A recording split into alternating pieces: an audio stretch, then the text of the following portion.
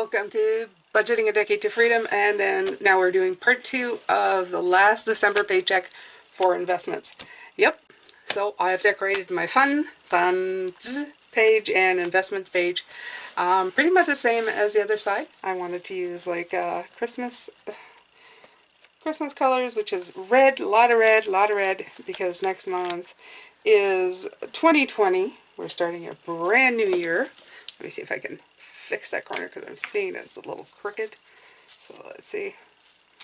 As you know, this is just Christmas ribbon that I'm using for my budget page. And I'm gluing it crooked again.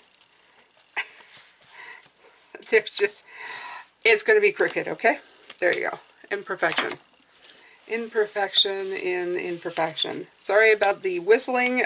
As always, I am wearing my Smile Direct Club clear liners, and they tend to make me whistle a little bit. I've just changed them out. So, alright, so we're gonna go. These are the funds. These are what I allocate of the money that's left over, which we had said it was $1,012. So I'm going to take $1,000 of that and allocate it to the 3 different sections that I keep up here, which is usually something to do mortgage lump sum, something having to do with expenses that I'm finishing off paying for 2020, 2021.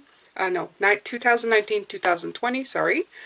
I have one left, which is utilities that I'm paying off. I pay it off for an entire year. All my expenses except for food, cell, and gas. All the other expenses are paid off for a full year ahead of schedule. And then I'm going to start in 2020 saving up for 2020, the end of 2020 to 2021. Because all my bills kind of come up October, November of every year. So that's when I pay them off for the year. So I'm still got $550 to pay, or $570, no, $770 left to pay in utilities. After today, it's going to be $570, but I'm getting ahead of myself. So here we go. I'm going to start right away. Mortgage. Mortgage, we do lump sum payments. We're allowed every year. Go straight to capital. This is why we love doing it. We do not have to, we don't have to pay any interest on these amounts, and that's why we love doing it. Every year we're allowed $26,240 when the anniversary year of when we signed up with them, which is the end of September rolls around, that $26,000 becomes available again. So last year we absolutely maxed it out. We paid the whole $26,240 last year. So I'm trying to pay as much as I can. Let's see, we were at $21,640 because I didn't put anything, because my paycheck, I don't always put something on it. So we're at $21,640. Now I'm going to take 800 of that. That's right. And I'm going to put it on a mortgage lump sum, which will bring our total down to $20,840. Which means that from 18%, we are now at 21% of that $26,240 that we're allowed to pay off. We've paid off 21% of it. So this has already been promised. My mortgage company knows. So on December 3rd, this is going to go through, and we're going to do a mortgage lump sum video to celebrate that, because we have a brand new sheet going on. All right, next up will be, let's see here. We are paying off utilities. This is the last bill that I have to pay this year until, and then we begin saving up for next year's expenses, which is really cool because they're not owed. I'm just doing it to do it, right? So even the utilities right now, they have extras because I keep throwing it into the account, the utilities account. So they have a credit in there, but I'm trying to build it up for the full year so I don't have to pay it every month. So last time we were at $770 left, and I'm going to take 200 of that 1,000 and put it in there, and that leaves $570 to pay off, and that puts us at 62% paid. 62% of that is paid. Yes! Yes. And now I've got to go find my little book here.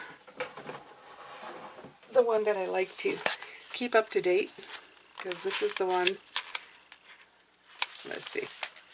There we go. Utilities. We're going to go down to utilities. Let's see if I can find that pen. So there's $5.70 left, so just it's going to be a little bit left here on the end.